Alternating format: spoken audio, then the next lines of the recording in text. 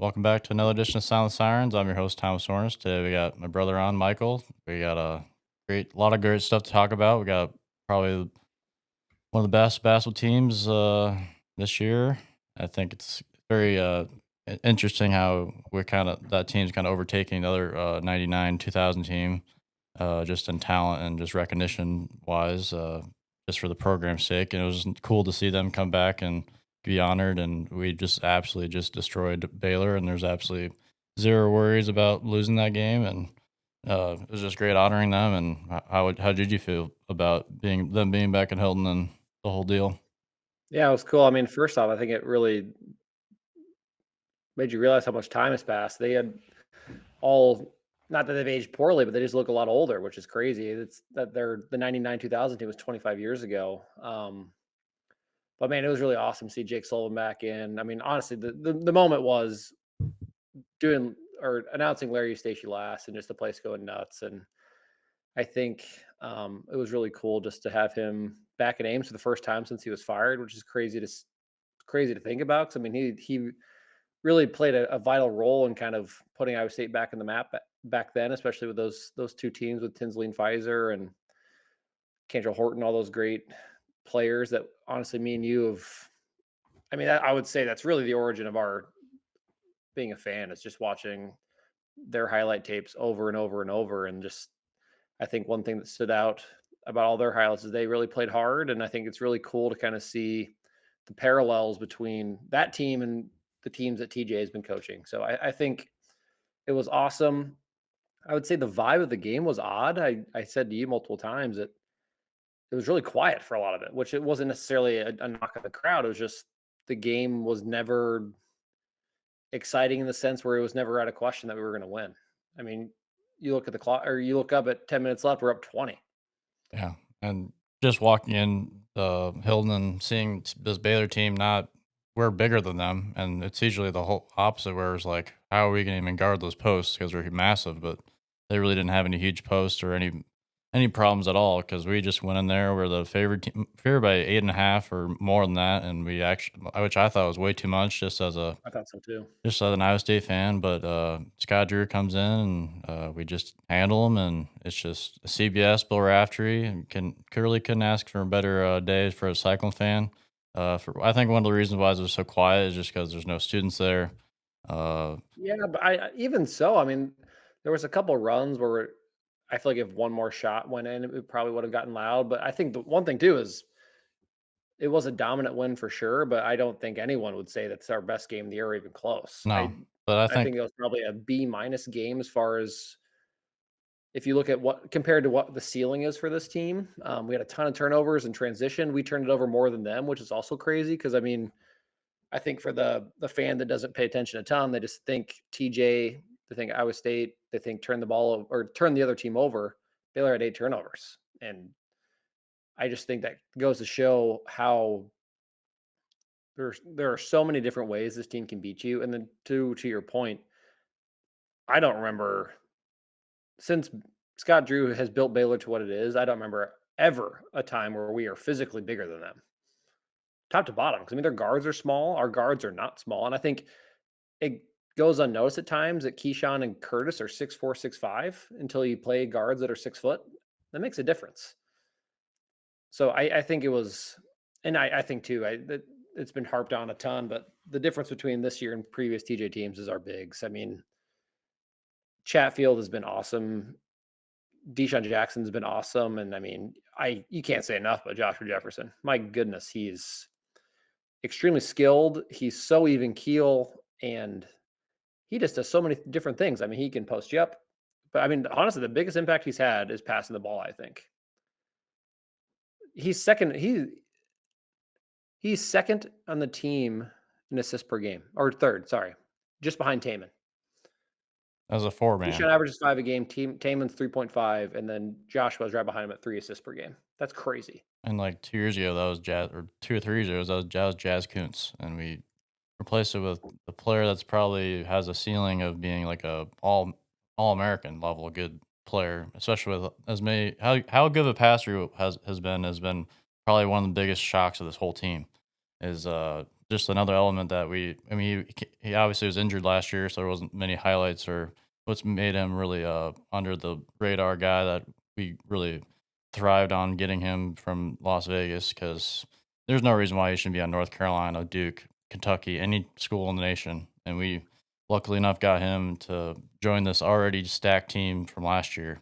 And he wasn't the main guy to focus on coming in this year, and everything he's done has been gravy, but man, he's what is setting us over the top to be a Final Four caliber team because like when Gilbert or Chris Jones or Lipsy aren't shooting well, we haven't had in for a long time since like George Niang where you can just pass it into a guy and he can create his own shot or like beat have the basketball IQ to like get a guy open or do like the getting him to Jackson or like the yeah, it's just great to have a he's very similar to Royce, and, like, he has the best of qualities of Royce without all the other baggage, and just obviously, he wasn't a Mhm. five-star recruit and, like, the main guy coming in, and which I think Jefferson might be the, like, highest caliber NBA player on this team going forward, and, but you can't say much Yeah, of I don't you know can't about that. I think who do you think? Gilbert, Milan? It's just what Curtis or Milan, honestly. I mean, Curtis has shown the ability to make extremely tough contested jumpers. I think that's one area he's really improved on compared to last year. I mean, Milan, I think the ceiling for him is so high just because I think it also gets lost. He's 6'8" and he can really shoot the ball, and he's got a lot of different ways where he can score. And so, yeah, I don't know. I think it's a good point. But that being said, it's not to take away from what Joshua's done. I think he's totally changed the looks we can do offensively. And I mean, it just is so difficult to guard us now that we've got shooters where you have to respect them. But then, I mean, I don't remember scoring on as many back cuts as we have had this year. I mean, that's like Nate Heisey has one or two a game, it seems. So yeah, I think just kind of going back to the game as far as the whole. I mean, you look at the way we played in the first half. We should have been up 20. Baylor shot like 22% from the field, like 3 for 18 from three. I think that just highlights how we didn't play that well in the first half. But I think that's the other thing too is I think the way we put pressure defensively, and now that I mean we really put pressure on the opposing defenses just because we have so many different ways we can score. You have to the opposing team has to play an A game to beat us, even if we're not playing our best. You know what I mean? I mean, it seems like kind of the flip side is how we used to beat Kansas back in the day was we had to play an A game just because Kansas was so good and so much more talented than us. That's how we are now. I mean, Baylor, top to bottom, is not as talented as us, and they've got a projected top 5 pick on their team in Edgecombe. So I don't know. I think it was really cool to have that team back in the building. Is honestly kind of a passing the baton of to this team. Just it would have almost felt, don't want to get dramatic, but it wouldn't have felt right to make a Final Four without having Larry back before. You know what I mean? So mhm. I think that was really cool. I wish Tinsley and Pfizer could have been there, but There's regardless, it was cool to see them all. And But them not coming or obviously Pfizer had a situation where he can come with a funeral or whatever, but it just Mhm. opens up another door of them coming back and just honoring them as what they should be honored. Uh, I think get rid of like forget about the retirement of the jersey. I think it should be kind of like Kansas and the bigger programs where we just acknowledge them by putting them in the rafters rather than you can't wear 11 again, you can't wear 5 again.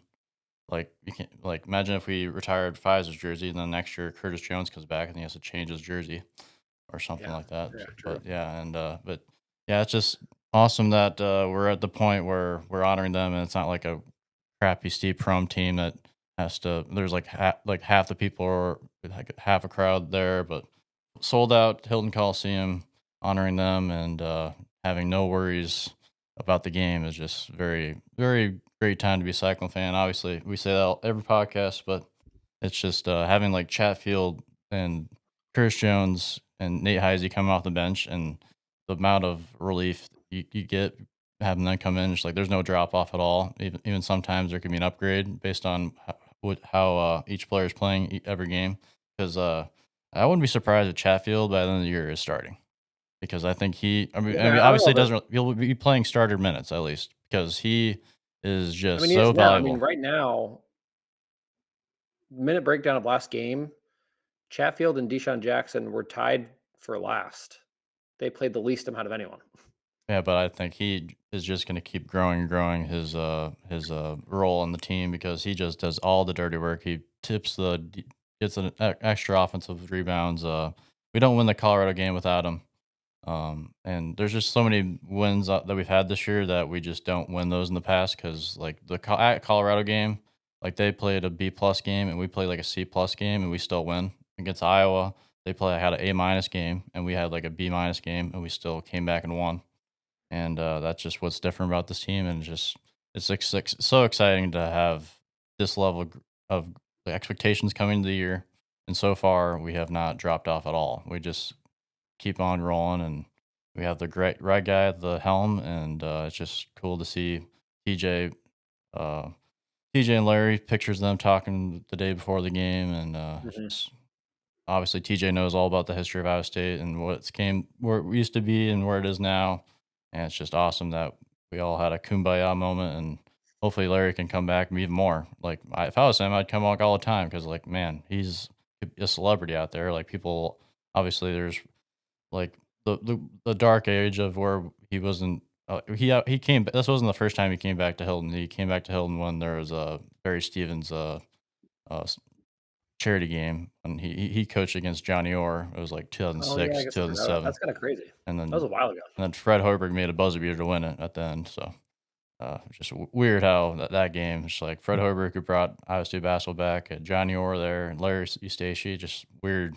thinking back on that. That was a pretty cool day, but anyways, it's just yeah, it's just nice to we just as Cyclone fans, we just love when the old past is honored. We wore the throwback uniforms, which are sick. Like we changed the intro is just I know we love the Space Jam theme song, Jock Jams, but I think that was it's great new upgrade. I was kind of at the very beginning. I was like, I kind of like the old tradition of having that for 25 years or whatever. But we changed it, and man, our marketing team and Iowa State athletics have really stepped up their game with like the video board and the intro, and just even like seeing the Baylor players look at the like when they're not paying attention to the coach before the game starts, they're just looking at our video screen, seeing what's going on. I'm just like actually proud of like, oh, this is actually sweet and we're actually Yeah, for great, sure. and it's actually matching up with our program being fantastic. So it's just great time to be cycling. 100%. Yeah, I think, that was all well said. I think what you said earlier is kind of the greatest strength of this team and is why we're gonna win so many games and why I think right now we're third or fourth most highest odds to win the national title is when we go to the bench, we don't drop off at all. And I mean, you bring Curtis Jones in, and he's our second best player.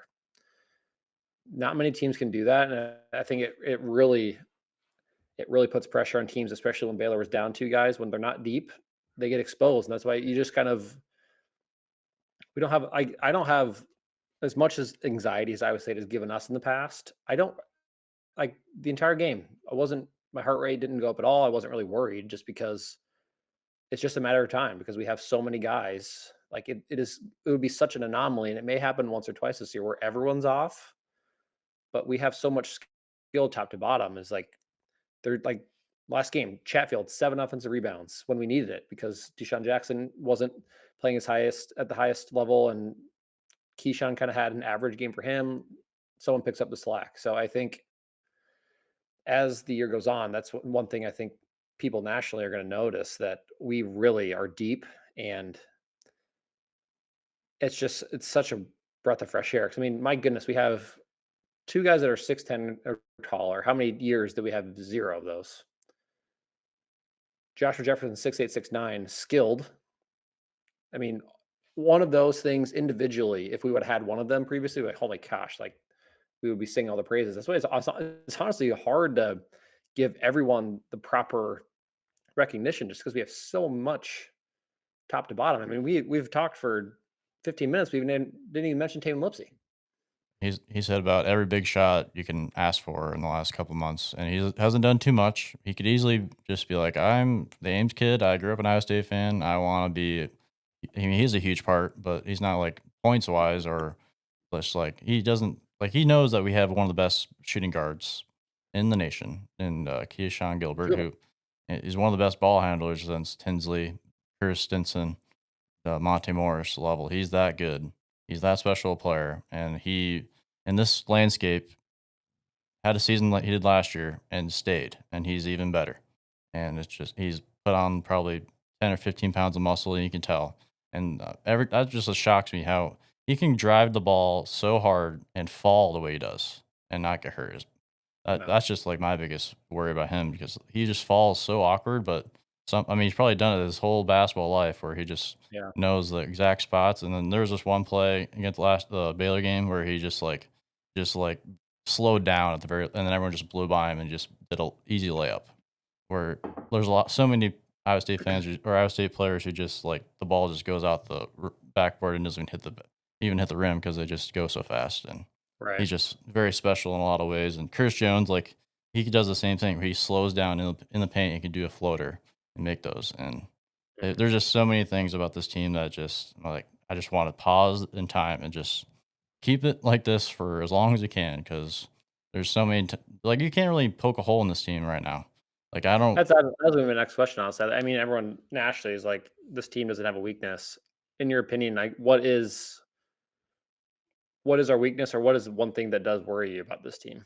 I mean, we really haven't had to be in a half court offense for long stretches of the time because we create so much turnovers and probably what I'm most worried about is in the tournament when the refs just call everything and they just Yeah. call every chippy foul, which we really haven't had that much this year. We haven't had foul trouble at all. Like, and that's what Curtis Jones being on Since the the bench. Auburn game, honestly. Yeah, and like Curtis Jones coming off the bench and like just like and Gilbert can go like Gilbert was didn't play for a big stretch of that game or on Saturday, and it's just like well you don't really realize like yeah we have Keyshawn Gilbert on the bench who because Chris Jones was in there cooking a little bit and then he just gets subbed out and it's just great that TJ's got the rotations figured out. I mean early in the year early in the year I was just worried about it's like how are we going to keep everyone happy all these players are so good, and they love I mean, I just think they love winning over anything, Yeah. and I think that's what TJ is great about finding players that wanna win rather than just win for themselves so they can get more money,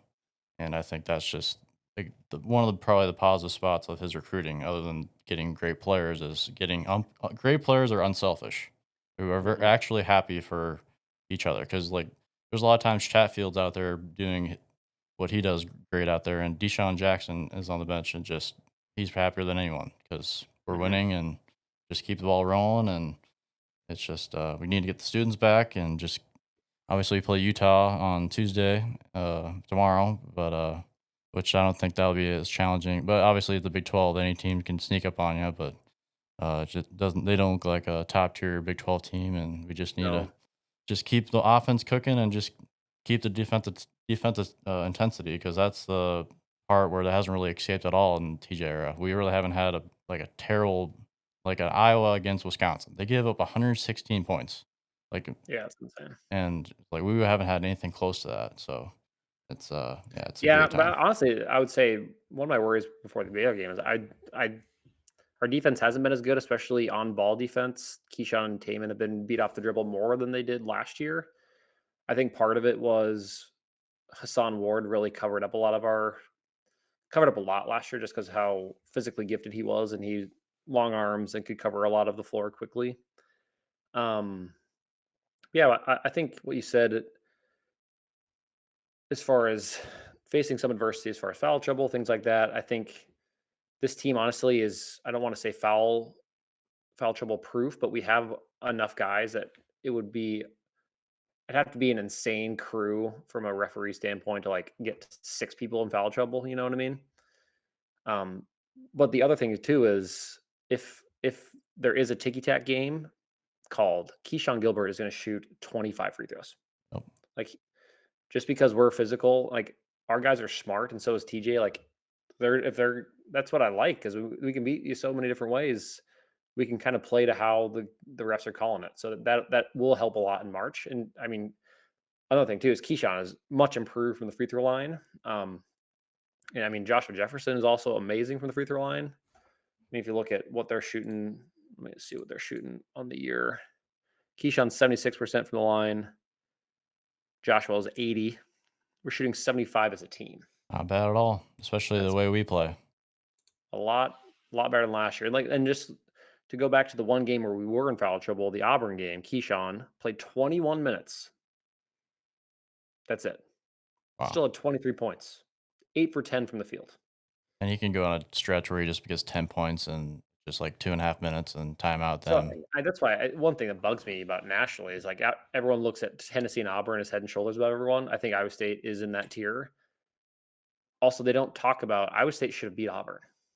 We had the ball tied with 10 seconds left. Keyshawn turns it over. That's not going to happen very often. Keyshawn 2 turnovers the entire game. That was one of them. And played 21 minutes. If he doesn't get in foul trouble, he probably goes for 35, and we win by 8. So And just like that's Mash, why, honestly, I would much rather lose to Auburn in November, see him in the Final Four, and beat him. So, um, just being just so grateful for this year, and just like I don't want like it's January 6th. I want the next 3 months to go by as slow as possible, which is hard to say when you look outside and it's freaking 10 degrees out. But my goodness, this is, I mean, the kids that were 5 and 6 when we were back watching the 2001 teams, this is the year that they're going to talk about ad nauseum forever. But thankfully, we got TJ and he's going to be here a long time. So hopefully, we just have every year to talk about like this. That being said, I mean, this has the makings of a really special team. And it's just crazy. I mean, I feel like we've had a lot of good teams. I mean, that's why Hilton's so great. Like we've had a lot of really good basketball, and have honestly been pretty spoiled as a fan base, especially when we play in a place like games. But there was always like a couple teams, like if we're like, okay, well, if we run into them, like we're gonna need an A++ game to beat them, and they're gonna have to play like a C game. That's not this year. I haven't seen a single team that I'm like they're better than us. yeah, at all. Like Kansas, even Kansas, No, UConn, I mean like I think I would go on a limb and say we're much better than Kansas. yeah, take away Allen Fieldhouse. I mean, yeah, they'd probably just be Baylor or Texas Tech or I mean, I don't know. It's just the thing about every new year. It's just like we don't know. Either than I don't know. Obviously, people have a lot more time on their hands that they can watch every game and know like every player. But now it's just like Utah. I could name one player off their team. Like there's so many teams on the Big 12 where I just have no idea. Like Bill Self's the coach of Kansas, and we just need to. I don't know. Loki State. I'm not sure how good they are this year. Which is just like we have a bunch of teams that used to be good in our conference that still like Okie State used to be a top Yeah, I mean, 30, top 25 as a program in the kid, do you nation. remember a time where we won Okie State before the Naz Long game? No, we didn't. We didn't win there for 25 years plus, I think, when we finally won that game at Okie State. So, I don't know, it's just an exciting time to be at the top, and it's just very weird. I feel like there's so many people in our fan base are just waiting for it's just to collapse. But I think we're built on solid. Like the foundation of Lipsy is like our sixth or seventh option on offense when he could probably have a Which, 25 I mean, point you put game. Lipsy on any team in the last 15 years. Even, I mean, look at last year. Taman was like a second or third team All American. Yep. He still is. I mean, I mean, the thing is too. I think TJ does a good job as far as making sure that Taman gets his recognition. He does so many little things that don't show up in the box score. I mean, how many times have you seen him where he's not even in frame, and then all of a sudden he has an offensive rebound? You know what I mean? He just plays his freaking butt off. And I mean, that can be said about every single person on our team, but he is so smart and he just does so many things well and defensively. Like, I mean, he is one of the best defenders we'll ever have, ever. And I mean, he's averaging over 2 steals a game again. I mean, the career steals record is gonna just be an insane number when he's done. Especially They get if somehow, I mean, gets one there's a more. lot of things going on as far as changes, as far as eligibility goes. I mean, if he gets 5 years, Yeah, imagine that. that's the thing that happens. If I The was records will be, if I was Monte, I'd be so pissed. Like imagine give me one more year.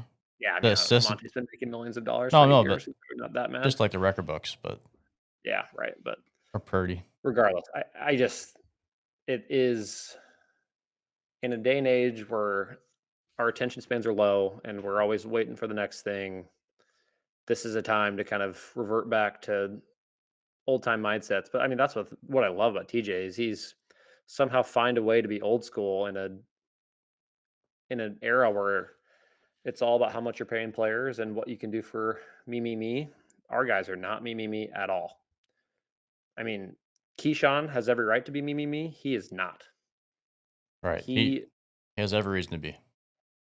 yeah, he does, but he, like, that's what it's just in the age. I think that's when one thing the transfer portal has some, which is crazy to say, has made Kansas worse because egos have only gotten bigger in college basketball, and now that you throw millions of dollars in coming from different universities, like these aren't 18-year-old kids where there's a little like a little bit deer in the headlights to start. Like these are grown men coming into play, and they're only honestly they're worried about getting theirs. TJ has somehow found a way to create an environment where that is not the case, and that's honestly I think he is a really good gauge as far as his when he recruits kids. If someone is going to be like that, he's like, okay, we don't want you. And right now, you look at our team top to bottom. I mean, Noyes is one of the highest recruits in our history. He isn't, or he's a role player, and you watch him on the bench. Him and Demarion are locked in. They're excited. There are probably players in the past that would have sat in the end of the bench, and we've seen it where they would pout and already be worried about the transport next year, and Chris they're not. Chris And Colvin. yeah, sure. I mean, Lindell comes to mind. But I mean, he Lindell, I obviously talking about Chris Colvin, he was the exactly guy you're talking about. He came in, he was supposed to be the savior of our program. Came in, didn't play, had a bad attitude, and just ruined the locker room. We really don't have any players like that. Was before we got players got paid. And now we have so many players that they could say this, and like if they're not getting treated the way we want, it's like I can go make this amount everywhere. And then there's so many people on our team like, well, so could I. I mean, there's not like that much people that are way above everyone else. We're all pretty much at an equal playing field, and I think that bodes well for our team because we don't want one player that's just 10 times better than everyone else. Like, yeah. So honestly, I don't think you'll ever see TJ go after. I mean, this kid that's going to play at BYU. I don't know if you've seen his highlight tape. Like he's extremely good and extremely skilled. But I don't think the risk as far as inserting an ego with someone that talented, sometimes I think it's gonna or I think most of the time it's gonna be too much risk to outweigh the reward. And so I don't think TJ is gonna even go after the top 20 kids. You know what I mean? Like he finds guys in the 40s to hundreds that play hard and mostly from the Midwest. And because I mean, look, it would be fun to we should probably do this sometime as far as graphic. You should go out and clip every single one of our players' 247 rankings from when they came out of high school and compare them to the other schools. Like, if you look at it just based on that, we've got 11 nobodies except for Noyes. Like, yeah, these kids weren't I just think that didn't have offers from Kansas or that industry Duke. has just changed so much to the portal. I feel like there's not as much like people aren't covering as much. It's not people aren't obsessed about recruiting rankings as much. I feel like it's just like, all right, I don't care. We got the top 10 recruiting class, but we didn't even make the tournament. You know what I mean? Yeah, Like, but you know what I'm saying though? Is like, I mean, you look at that's why I think it just goes to show how good of a coach TJ is. I mean, he sees things that maybe the scouts aren't necessarily looking at, and then he just finds guys with the right attitude. That I mean, TJ's won since day one, and we had lit, almost zero talent when he started. I mean, we're coming off a 2-22 season, and now I mean, we are talented, and we the thing that's what I would Brockington um play on this team? yeah, Yeah, he would. He's talented. yeah, he was Absolute, great. just Oh yeah, absolutely but nailed I'm saying every top to bottom. transfer. Yeah, Yeah, top to bottom. Like, just offensively, like that's why it's just like so awkward because at the Hilton game, it was like we're still having the same attitude of the team where we have like a Caleb Girl, like just like Gabe Cowster was he was a great player, but just like make your own plays. We had no player on our team that could just make their own play. They had to get the ball to him like catch and shoot. We have so many players now that could just like Lipsy can be on the bench and like Chris Jones and Gilbert out there, they're point guards by themselves that can make their own plays. And Jefferson could honestly could run the offense too if we really needed to. That's how good of a facilitator he is. And it's just we still have the same attitude of like the old like TJ era, but now it's like, oh, we have offense. Like we have I mean, we both. have more than a little off. We're top 10 in the country in both right now. It's insane. And Milan's finally coming along. Like Milan's finally Well, hitting that's threes. honestly one thing too. Is I mean, I think that's one thing.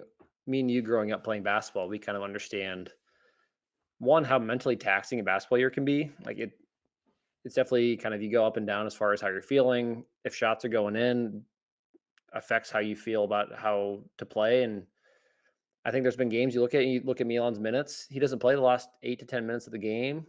That's a tough thing, especially for a 19-year-old that's came in last year and started and was he was one option one or two offensively last year, and now there are games where he really isn't even involved that much. But he just, I mean, you can just tell I think that's one thing too that speaks so highly of Milan. His confidence hasn't shaken at all. I mean, you watch him warm up, he's loose, he knows he's good, and he just waits. Has been waiting for the opportunities to come. I mean, he's 4 for 7 from three, and he's been shooting. I mean, I don't know how this has gotten a little bit on the radar. I mean, he's shooting 45% from three this year, which I just it doesn't feel like he's been doing that, but he has. I mean, he's just been extremely consistent. But it's just we have so many things to kind of draw our attention. We sometimes lose some of these details. So that's why I think. And the thing is, too. I mean, we have guys. I mean, Milan. I think Milan, Curtis, and Keyshawn. Their ceilings are scary. And if they are all playing at their ceiling in March, look Yeah. out. Yeah, it's just like the Milan thing is like we have a player who is now coming along finally. We're a couple months into the season. A player who could lead us to the Final Four. We have so many players that could go on a 2 week stretch where they just score 25 points plus and with their great defense that puts us over the top to get us there. Because when it Yeah. comes to the crunch time where they start calling every call and we start missing key free throws or like last year, I love Rob Jones. He did one of the best players to just like for the program to come through He's our just, yeah, I state. mean, you tell the story of TJ's era, you Yeah, cannot tell without Rob Jones. but when people are lying themselves if when you have Rob Jones out there with the ball on the top of the key, you're not worried a Yeah, little bit. We just don't it's have what any American. Yeah, we just don't have any players like that right now. And like even Hassan Ward, like he can go on a bad free throw stretch, or we don't have those type of player. Like I'm not trying to despite Hassan Ward because he's going to be a borderline NBA player right now. He's in the G League trying to get in the league, and I think he has the mhm, talent. And he's one of the best rim protectors we've had since Cato, and for sure. probably one of the fastest post players I've seen come through out of state. Just foot speed, but Yeah, I mean, honestly, too, I mean, you look at, I mean, if he would have had an extra year, he would he'd play and he'd help this year too. yep, But yeah, I mean, I mean, as far as free throws goes, I mean, that's one thing. Iowa State fan, I feel like it's like the extra point thing in football. Like crunch time free throws, we just expect them to not go in just based on. I mean, you'd think of the Corey Lucius free throw against frickin' Kansas. yep. I mean, you look at our free throw percentages individually. Guess who's played anyone that's played meaningful minutes. Guess who is lowest currently? I don't know, Taman, Noyes really, which is is shooting 57%. which is shocking to me because he's such Yeah, a good shooter. I know. You watch him warm up. I mean, that's the thing is like I think there's a game or two where if foul trouble happens, Noyes comes in and hits a couple threes and Yep, potentially could reinsert himself into the rotation. Chatfield is at 61, and then everyone else is above 70, and we have two people in the 80s. that's awesome. It's not bad. And that's with us being better on offense, where like the margin is expanded more, where Mhm. it's not about just a better defense. We can win a couple games just with our offense this year, which Yeah, is going to be awesome. 100%. I mean, even look at our field goal percentages. My goodness, we're shooting 50 as a team. And defensive travels too, like that Colorado game where that's why I'm not really worried about like from the past, like the Johnny Orr era, like where we won 0 road games basically. Yeah. It's just that we have a we have a style of basketball that actually travels. Like it's not just run and gun and try to score as Yeah, many we don't. points as possible in Hilton Yeah. and have the crowd back us up, yelling at the crowd or yelling at the refs and just really that's why I don't expect us to lose in Hilton this year. That's why it's just going into Hilton. It's like expectation is to win by all right, just by how much, and I Yeah, want us no, to honestly, I play. mean, the fans gonna have that vibe too. You kinda walk in, it's business as usual. If we're playing bad, we'll get loud, and if not, we'll enjoy ourselves. We'll drive home and listen to Eric and John on the post-game press conferences, and that's the thing too. I mean, the thing is, I think one, we're old, which helps on the road. I think our guys, you can always see, like I think Keyshawn and a lot of our guys like playing in loud arenas. Like the Colorado had a really good environment. It was loud at times because they went on a big run. They took the lead. a lot of Iowa State teams fold, and that turns into a 15-point loss. Yep. And I think the Either Iowa win had a great winning that game the way they did on a rivalry game where you come back and Iowa had played their best one of the best games of the year, and we played okay, and we still come back and win. I think that's a great confidence booster, especially going to the best conference in the country, which I'm not sure that Yeah, I if don't that know. is I this don't year know or if they're the not, best but conference anymore. I just think like it's probably SEC is better than us. I think us and Houston are as good as any of the top teams in the SEC, but I think top to bottom they're probably a little deeper. Which honestly, I like because we played a pretty good non-conference schedule. Like our resume is going to be good enough to get a if things fall apart, a 3 seed. Which can you imagine us being a 3 seed and having to play someone as a 2? That would not be great for that fan base because we'll still probably be favored over them as a lower seed. But yeah, I think we just have, and I think honestly it's top down. I think TJ is an extremely mentally tough coach, and I think our players exude that, and they are. You can just tell their coach the right way. One thing I love about our guys is how many times have you seen someone whine to the ref? They may throw their hands up, not but very often. that's all they do. And they go huddle up and they don't let it affect their play. Where we've had players where like, I mean, the fans, yes, we lose our minds because we feel personally attacked by any bad call, and there were some bad ones on Saturday. But um, our guy, it doesn't bother our guys. That's why I'm so excited to see this group in Allen Fieldhouse. Because I think we're I can see favored. it. I can see us winning in Allen Fieldhouse by 10. Yeah, that would be very refreshing. But I think we're expecting to win. Like we're Yeah, versus when back in the day we needed every possession. And if we missed one possession based on a ref or a wrong call, it's just like, all right, gotta boo for 10 minutes. I mean, But how many times have you, myself, or Dad said, "Oh, it's over" with like 12 minutes left? yep. And it's just I not the don't think I'll case. ever say that with this team. Like the Okies their Oklahoma game, Fred Hoiberg's last coach game at Hilton, like we were down 25 or whatever at halftime. I was like, is this really how we're gonna end? Like I'm not sure who was a senior, but Bryce Sean Jones and all those great like players. And just like Buddy Hield was on fire, and oh man, that's what I just missed. Like we had a great run with those guys, and it's just gone. Now we just have to recreate. Like I think BYU is a candidate for like a rivalry. I don't know, just like we need to create something. Like we used to have a I mean, Texas. Kansas is a legit rivalry. I mean, Yeah, true. you talk about. I mean, Bill Self, I think, has all the respect in the world for TJ. I mean, the thing is, I growing up, I hated Bill Self. Right now, I love Bill Self. He is. If you are a basketball fan and don't like Bill Self, I don't think you're actually a basketball fan because he is so freaking good, and he knows that. I mean, his teams have always struggled against TJ teams, and they've been way more talented than us at times. Now we're more talented than them, so I think we're gonna.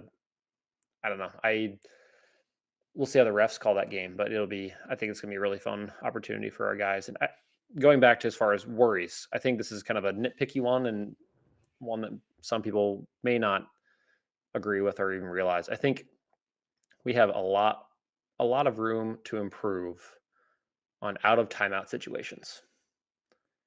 Baylor, we were freaking horrible. We had 3 out of timeout, out of bounds turnovers, which is just like that doesn't make any sense. Like the one where we came out of timeout, Milan's on the baseline, he just threw it out of bounds. Yep. Like situationally, that can really cost you. So I think that, and it's not that our coaches are unaware of that. So I think that's one, and that's when you listen to Deshaun Jackson's post game with Eric Heft, like he was saying he was talking to Joshua, and it's like we haven't played our best basketball, which isn't true. I Outside of the first half against Auburn, that was probably one of the best halves of Iowa State basketball ever. If you go back and watch that, but a 40-minute game, we have not played our best basketball, which is good because I mean, there are teams that are dominant in January, February, and then phase or fizzle out by March, and that's not that I expect our guys to do because all that matters, honestly, all that matters is how you play in March. Yep. And obviously the media now is just talking about college. It's all college football playoff. It's all people think about right now. It's just all they talk about. But hopefully we can get like a college game day or something. Just another big day for Iowa State, just to get recognition to show how good Hilton is, and obviously wishful thinking. But I really don't care about the I don't college game day for basketball, but just to get more, just get us more recognition. Just like. when they came that one time with Fred in the Kansas game, Yeah, it was awesome. we showed up and Bryce John Jones was dunking it, and Jameel McKay really came along and had a couple of great plays, and it's just Well, it's honestly it's free marketing too, which only helps as far as growing the fan base and with recruiting maybe, but probably not that much to be honest. But yeah, and honestly, too, it's just more for our guys to get the recognition they deserve. But I mean, look at our home schedule. I don't think we're probably going to have a home game day. To be honest, I mean, Kansas our on a schedule the Wednesday. rest of the way isn't as far as home games on a Saturday. Yeah, they're not. Arizona, if they turn around March 1st, potentially could be.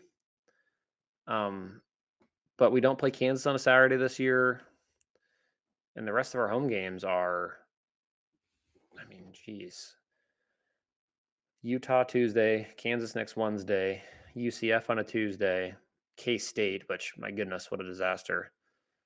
TCU, who's not that good. Cincinnati, maybe, but they've also not looked great as of late. So Arizona is the only probably at least high market team that would be a big enough draw. And our road games are the same. We don't play. I mean, not playing Kansas on a Saturday seems like a crime to me, but whatever. Yeah, they Um, always kind of mess with that game sometimes. It's like, why mess with it? It's the best game in our conference, probably going forward, as a Kansas Iowa yeah, State game. consistently, yeah, 100%. The last 25 years or 30, like honestly, since Johnny Orr days, like it's been a good game, and especially and we're competing in Al Fieldhouse, and it's actually a game. Even when we're not very good, it's usually a game every time. Like that one Caleb Grill where they called it a 2 when he was a they reviewed it and they just yeah, it was a 3, but they didn't have a good And camera the angle on goaltending, it. Yeah, and they didn't have the ESPN. It was on ESPN Plus. Like that Kansas team won the national title. yeah, crazy, crazy, crazy, Yeah, crazy. so yeah, I think honestly, but I was saying earlier, it's kind of nice the Big 12's a little down just because it's not going to be as big of a slog, which potentially will give us more legs going into March.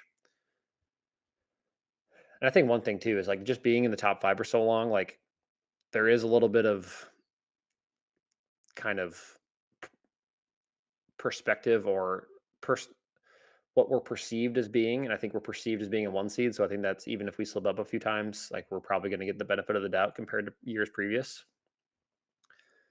Just because I mean, you look at our best basketball, isn't a team that I think you can consistently say is better. So I think that'll be fun. I mean, honestly, too, it's gonna be nice just to say some of these games against teams that aren't as good as far as Big 12 teams in the past. You get Noyes and Demarion some minutes too, which is only going to help in March, especially if someone gets hurt down the stretch. So yeah, I think it's just I hate to say team of destiny, and this team isn't. There's no destiny about it. I mean, we play the right way and we play hard and we're really good. So that's what I don't know about you, but there's just like a The chem calmness about the this team. the team chemistry is just off the charts. Like throughout the entire TJ era, it's been great, and I think this team just has the talent and the team chemistry, and it just makes it even better. Like, and we have kept the core group of guys together, like Chris Jones, Lipsy, like they played together already. And there's so many teams out there where they're just. That's why it's so impressive what TJ has done, because like you bring in a Jefferson, a Jackson, and all these really talented guys, and they just fit in like perfectly. And Yeah. that's like a huge part of the whole recruiting side now is like we lost to Miami in the Sweet 16. And a huge part of the reason why they beat us was NIL because they had bought their players. And that coach just quit 2 weeks ago because of NIL. Yeah. And just like it just shows it's not sustainable just to base it on that one thing. And Mhm. we had a history of building great programs without the money because we just couldn't. We weren't Kansas. We can just give a guy $1 million briefcase on his porch, but we didn't have that.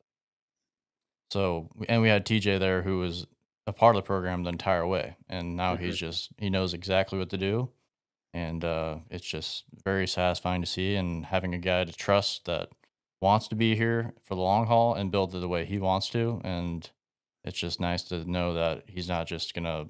We have a coach like Fred who during that era was great, but we always knew the back of our mind is that he wants to go to the NBA Right. or leave. We don't have that with TJ, and it's just and TJ or Campbell, honestly, and it's just very refreshing to have two of the greatest program, like two of the programs peaking at the same time as a Cyclone fan during Which the honestly, too, I mean, if you would have talked to Iowa State fans 15 years ago and say, "Hey, in 2025, colleges are going to pay players legally," with no cap. but if you just even ask them, "Do you think that's a positive or negative for a place like Iowa State?" I would bet you a majority of them would say it's a negative thing because we don't have that much money. But I think it's really cool to see us peaking in a time where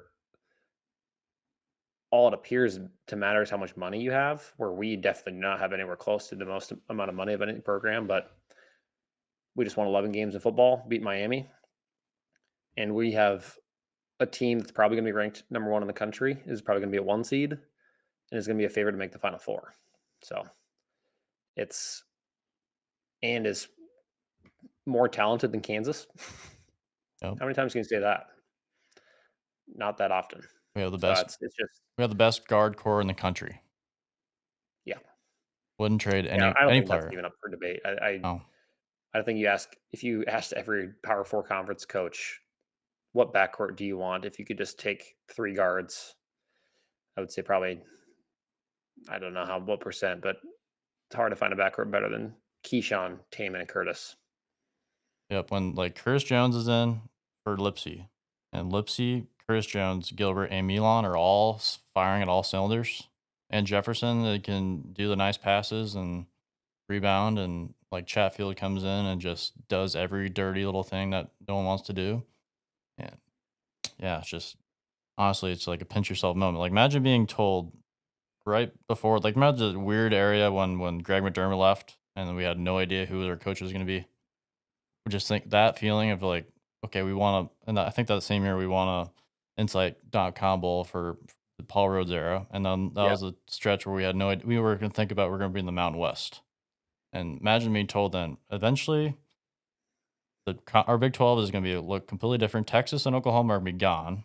You can pay players no matter no what they can just have a blank check, and there's no like there's this letter of intent, but they can just players can just leave whenever they want. And even in the middle of the season, they can just quit and yeah, be done. It's like, wow. And at the end of that, it's like, no, it's the best time in Iowa State athletics. It's like, yeah. wow. That's what I'm saying. Like It's like, you wouldn't how? think so, and that's what I think is so impressive about TJ and Matt. Is like we don't have the turnover that you would. I mean, when all this happened, all of us were like, man, we don't know who we're going to have year to year, and we really haven't lost many people that are that important. I mean, Talon Yedem's probably a pretty big loss, but Dom Orange announces he's staying. So I mean, we're gonna have enough pieces to the D line's not gonna be that big of an issue. And my goodness, I mean, how much money could Curtis and Keyshawn have made in the transfer portal last year? Yep. So Anywhere they much want to money. go. Yep. Just write a blank check. But like Keyshawn can be making $2.5 million Yeah. playing for whoever. Duke, Like Kansas State paid a player 2 whatever $1 million and they're 2 million. bad. They're 7-5. Yeah, they're barely over 500. And I guess my point is too. I think that's one thing that you look at the teams that have spent the most money. I don't think a single one of them has won the national title yet. I mean, Texas A&M spent the most in football. They're not even ranked in the final poll, which is hilarious. Even the pre-paying players era, like Kentucky had 9 NBA players on their team and still didn't they lost one game the whole year, but they didn't win at all. And it just shows I think we obviously back in that era we won with transfers just the way we are now. We just plugging people together and just going out there with a bunch of athletes and figuring it out. And I think now it's like that was back then where we just want to score as many points as possible. But now it's like TJ's showed up. Well, we can't win the big one playing like that because eventually, like the Aaron Craft game where you just have to get 2 stops. That's it, and the game's over. You keep moving on, and we just couldn't do it. There's so many of those Fred Hoiberg teams where we just couldn't get 3 stops in a row, and this team does it on like the kill thing.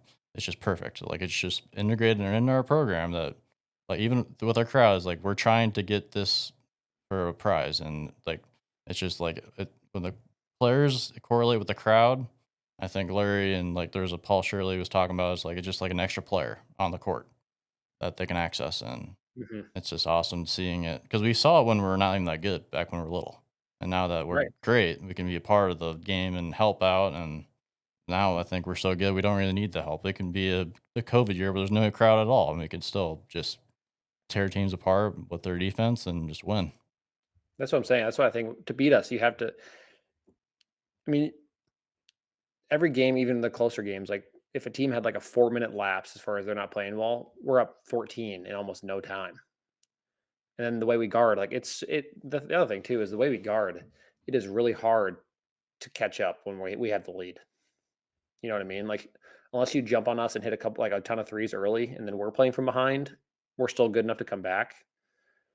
But when we're up, gosh, we're so like it feels like our defense is even better when we have a 10-point lead. We haven't had to like do pressing or like we do traps all the time, but we haven't had to like do it like we're urgently needing to get Yeah, a steal. Like we haven't had that. Obviously, the Auburn game was a close game, but other than that, it's been kind of just doing what we do, and we just win based on doing the things that TJ wants us to do, and it's very satisfying. I mean, obviously, we didn't even talk about Deontay Garrett. Imagine being Deontay Garrett coming back and watching that and part of that in Hilton last game. yeah. I That'd have mean, it's been awesome so he's a sweet. part of the coaching staff now. That is, I think that's so cool how TJ is kind of again. He was a part of the past and he's integrating the past. I mean, I mean, Deontay was such a fun player to watch, and just even watching him as a person, he seems like a great guy and someone that loves Iowa State. And now for him to be recruiting and coaching up the next generation of Iowa State players is really cool. And it's only going to help our guard play because my goodness, he was good. Yeah, he was, and he's a Wisconsin guy, just like TJ, and be good to have that. Like obviously, just that we've kind of locked that down for recruiting, just getting the best Which players is out of hilarious. Wisconsin. I We mean, just Wisconsin, Marquette are good programs, they but are, but we've really taken like the best players in the last.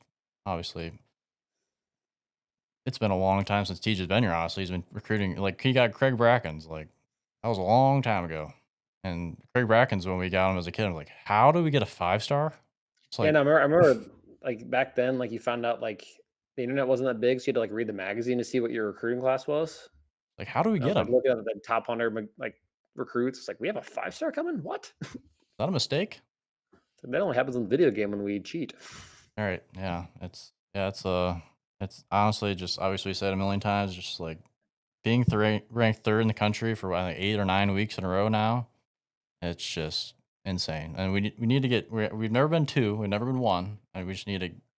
Obviously, it's not about that, but I as just a fan, I'm It'd like, be so cool. I want to go in as Iowa State is ranked number one. But the same mind is like, whenever we're ranked number one, the next game we're losing, no matter Yeah, what. 100%.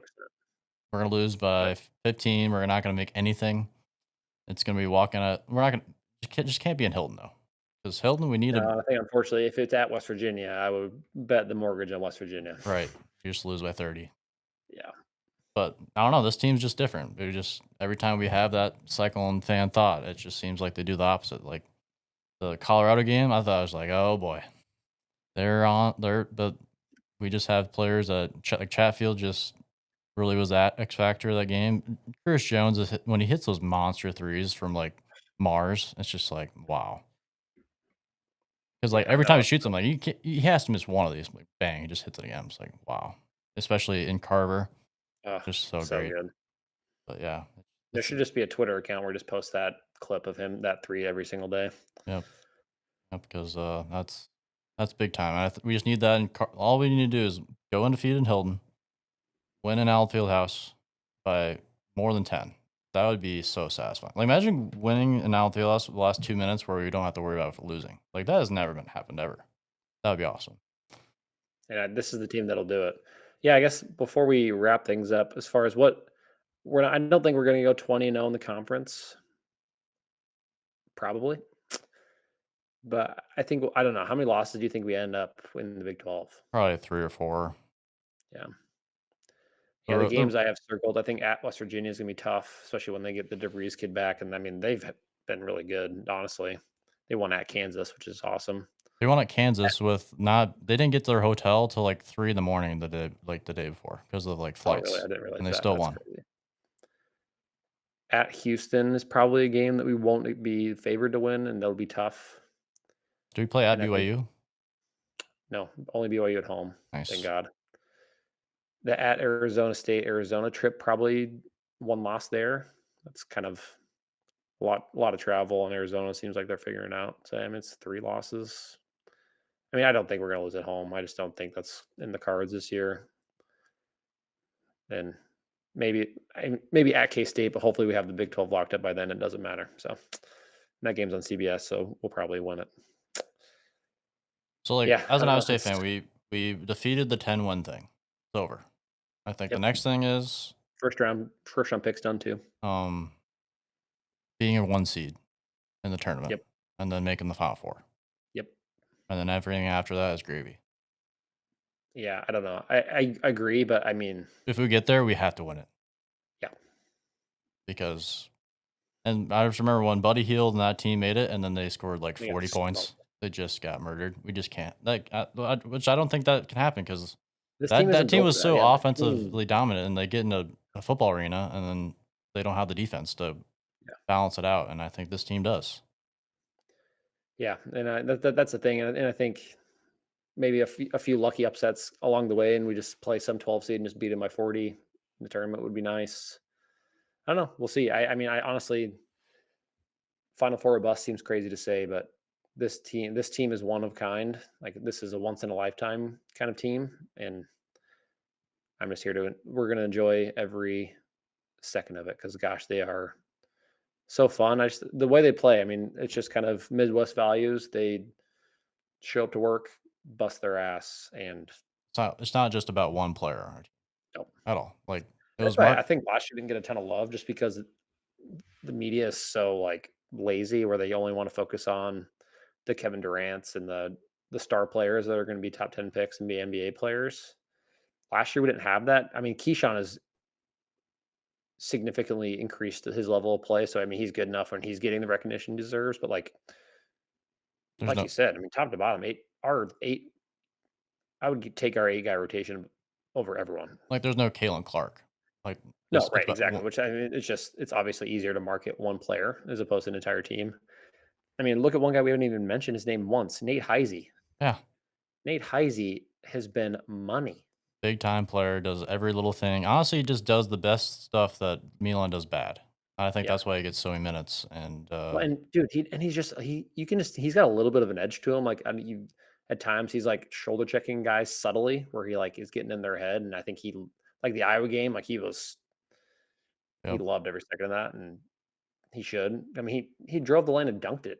yep. Like He's like he's the he's like the Stevie Johnson of this team. Like, yeah, does that's a good everything, yeah, that's a good everything comparison. little thing. Him and Chatfield are like that type of player that just does every little thing that they ask him to do, and obviously he's the leading scorer on UNI, and he comes to a top 5 a top 5 program, this year, at least, and is just doing all the dirty work, and it's just nice to find those players, and I think having Green on the staff, I think that helped him to come over and Mhm. really, transition things great with them, and, yeah, it's this exciting time to be a Cyclone, and, just we need to sell at Hilton the rest of the year. There's no Yeah, excuses. no All excuse. students gotta be there. You're not gonna have any better, obviously, say this every year, but we just keep getting a little better, but we're a top 3 program right now, and we just need to go to Hilton and just experience it live because there's really nothing like it Nothing like it. at all, so, yeah, Yeah, and I mean, yeah. So I think one thing I wanted to touch on before we left, we mentioned Don Moore staying, Matt Campbell getting an extension, all great things. As far as Big 12 news, the Arizona State game, I think needs to be touched on a little bit because my goodness, if you put us in that scenario, we are mock level 5 and just meltdown city yep, because that was a just total injustice to that team. I feel so bad for them. Cam Sabu was incredible. When you yes, look he at his was. stat line, he had a freaking touchdown pass, like 12 catches, 150 yards rushing. Touchdown pass. Yeah, 40 and it was a good throw. I mean, Yeah, it was he wasn't open, no, and that was on fourth down. And just the freaking targeting miss. The fact that they even like went to the they reviewed it review at all. If they didn't and they're review like, it, nope, that's not sure. targeting. That is just because if that was flipped, 100% they're calling it. 'Cause, they were like, "That's targeting, but can we really call that right now? I don't know. Can we?" And then that's probably what the conversation was, Yeah, because 100%. I they mean, knew it was they targeting. well, I mean, the CFP, it's owned by ESPN. It's their I mean, how much have we heard about the freaking college football playoff the last 4 months? Like Like their since like the crown jewel, and they like don't since like want. the third week of the season, they've been just pumping it out. Every Yeah, commercial, I know. everything's about the playoff, and it's just nice though that they competed and they had a legit shot, even though they had a great argument of they should have won the game, but the field goal bouncing That's what in I'm saying. The field goal thing. No one. I haven't seen a single person in the media talk about how the field goal bounced in and should have counted. because if like the refs actually were held accountable and actually had like a press conference or something, like that'd Yeah, be what's the answer on that? they should have to. The guy, the whoever replay official said that wasn't targeting should have to answer to the media question wise. Like give us It's exact ridiculous. reasons why. Yeah, it's insane. I don't know. I just feel bad. I feel horrible for them. They did awesome. That was a fun team. They're going to be a problem. They got a young coach who's good, and they've got some young players that are really good. So I'm happy to have them in the Big 12. And They might be scary going I mean, forward because that's a great place to live as an 18-year-old kid and 20-year-old kid, and a great place to transfer in, especially the way it is now. That it just takes a little momentum to really explode, and 100%. And especially kids that's also too. nowadays I mean, that I'd rather have them as a power as opposed to Texas, Oklahoma, which I just are such hateable programs. It's hard to hate Arizona State. I mean, Kenny Dillingham is a guy from there, loyal, super complimentary to us. So I think they're thank God they're in the Big 12. And I mean, who would have thought we'd be talking about Arizona State as being the team to beat in the Big 12? But they're gonna be, and they're gonna be good. They've got a freshman quarterback that's good, and I mean, especially like skill position players. Like if you're a receiver, they're gonna get a lot of really talented players to come play for them, especially in the transfer portal era. And they should be playing in the college semifinals, and it's freaking ridiculous they're not. yeah, and Texas, I don't really they have not really been impressive at all this year, and it's just like funny how they're just an SEC school now. They won 2 Big 12 championships in the last 15 years, and now they're just an SEC school, and now there's just it's just so the narrative base and just it's And how hard like as their whole fan base is now like hating on the Big 12, where they were average in the Big 12 the yeah, last decade. like Iowa State, the like up to this point has been one of the worst programs in the history of college football, and the last decade or so, we really were even with them, if not better, most of the years. Yeah, I mean the Brock Purdy. I mean Brock Purdy had a winning record against Texas. So Like Brees Hall, the 5-star culture versus 5-star players, that was just the all-time quote. yeah. But yeah, and Notre Dame's actually, playing good now, and that was weird to see them actually succeed in a big game, Oh and yeah, it was nice which is to nice. I mean, good for them. I mean, that yeah. I would I would take Big Ten and Notre Dame over the SEC any day, especially in this area where the SEC is using all of the previous players to prop themselves up as far as how good they are. But And they look I kinda mean, smart now because they don't have a conference, and all their money that they make from the playoff go to them. They don't split it at all. That'd be kinda is nice. that true? Yeah, Oof. kinda nice. Yeah. No, that's Like my I d would take like yeah, I would take no first round buy and all the money if they win it all. That's pretty cool. My dad or our dad was talking crap about Notre Dame last couple podcasts ago, and Nate Sleece actually texted me. He's like just giving us crap about not being a conference, and then I heard about their conference money thing. I'm just like, yeah, if they all they have to do is be in the top 10, and they're automatically in the playoff. Like they're in a good spot, Yeah, not and if 100%. they and like if they enter the playoff, obviously they can't get a bye, but they can just get a home game, and that worked out pretty good for them. And so I don't know. I think Also, it's if you I mean, look at they lost to freaking Northern Illinois. If they win it all, Northern Illinois beat the team that won it all, does Northern Illinois put in their stadium national champs?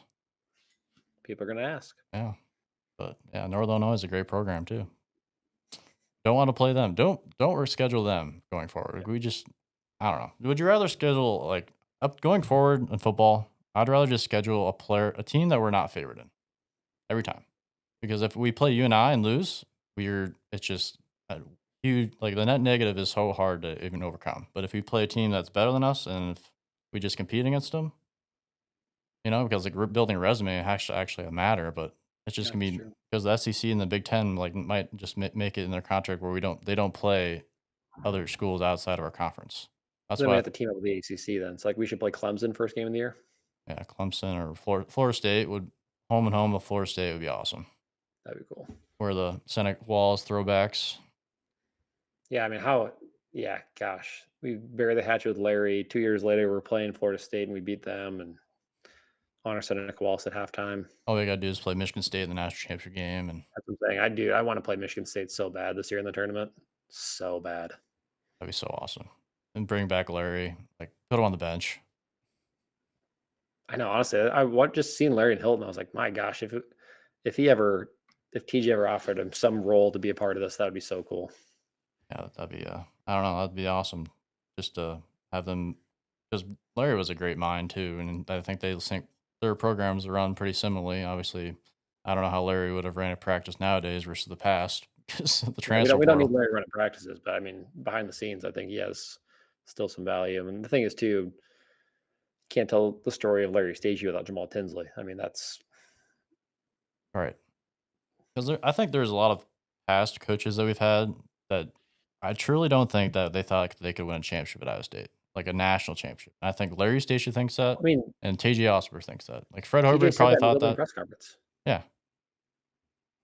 So I think we have the right guy, and it's just very exciting to watch. And every time I watch it, I don't take it for granted because it feels like we blinked and we were at the 2020 year where we're just like, we have no way to recover. Yeah, I don't think we could do an entire podcast, but we don't talk about just truly how horrible that year was But it's just so basketball. fast that no one remembers that. Every recruit or recruiting now doesn't even remember Iowa State having a bad stretch there. It's just memory hold everyone, I feel like, because now we're Oh a yeah, I mean we're defensive ranked team. third in the country. Well, no, what's hilarious about that 2-22 team.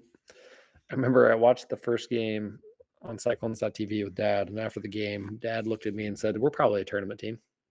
Nice. So And same guy who told us that the Andre Kane team's not gonna make the tournament. Remember that? We lost to like yeah, a heartbreaker against like Texas Tech. But, like this team's not making the tournament. I don't care what you say. yeah, he's also critical of John Haycock. So I mean, there's a lot of issues that we don't have time to unpack here, but Right. But yep. Yeah. I mean, everyone really loved. I saw everyone really enjoyed our last interview with Chase's dad, and I yeah, he think seems awesome. he's just a bright spot and for the just the era in general and social media, just like being accepted. Like, oh, I'm pumped to come to Iowa State, and then Iowa State fans are like, hell yeah, you're a part of our family. Like, Yeah, dude. Honestly, I mean, Iowa State fans might be the easiest population of people to be friends with, right? as far as making friends. Yep. Say, hey, I love Hilton Coliseum. What do you want for dinner? It's like your son chose I'm like, us over Florida. It's like, all right, whatever you want, yeah, let us know. seriously. But yeah, it's just exciting time. I think he'll be a bright spot, and obviously Townsend coming into. It's just nice to actually have already players that like Townsend we already knew about, and then the guy that we were like it was wishful thinking to getting Chase, and Yeah. we got him. It's like wow, and I think it had a lot to do with Rocco and Higgins and Jalen Noel talking to him and selling him on it, and I Yeah, I think mean, look at the Jaden and Jalen are going to play in the NFL. yeah they're gonna So make a lot of that's money. yeah, So and yeah. I don't know. It's just it. It doesn't feel real at times, but then Eric Heft says it best, where every day is going to be a Cyclone fan. Some days are just better than others, and these days are turning into weeks, turning into months. And gosh, this has been. I mean, it's been a great year to be a Cyclone. So yes, it has really no complaints from over here because winning that Pop Tart and Bowl. which is a lot because my goodness, we can complain about a lot. Yes, we could. But yeah, we'll save that for later podcast because good times are good right now, and obviously we have the programs at the peak right now. I think, and we just need to keep staying there. And I think we got the right guy, and we just need the fan base. To just don't let up. This is the time to just show up. We showed up so many times when we were bad. Now that we're good, show up every time. Yeah, don't take it for granted. These kids deserve it. Show up. I mean, we're going to show up to Kansas City. We're going to show up to hopefully we get Milwaukee, sell at Milwaukee. Hopefully we get Indianapolis, sell at Indianapolis, and then we'll So just see you all in San Antonio. start saving your money because Yeah, you're going to right now. spend it in Yeah, March. yeah, That's my thinking. Like yeah. San Antonio, here we come. All like we've done the Kansas City thing like so many times. We're just like, all right, we have that down. We just need to continue going forward. We actually had Omaha last year, which is awesome. We can Yep. get another close. I think Milwaukee's the closest one this year. But yeah, we just need to continue showing up and do what we do best: is cheer on the clones and show up, I and be mean, loyal, how and just how awesome would it be to win the national title in the Alamo Dome, where Dave Montgomery played his last game as a Cyclone, and that'd be pretty cool. yep. So yeah, I appreciate you coming on talking Cyclones. It's been I think it's been a year or so since you've been on, but it's just awesome that Iowa State's even better on when we were on before. So good times. Yes, it is. So yeah, appreciate everyone listening and go Cyclones. Go Cyclones.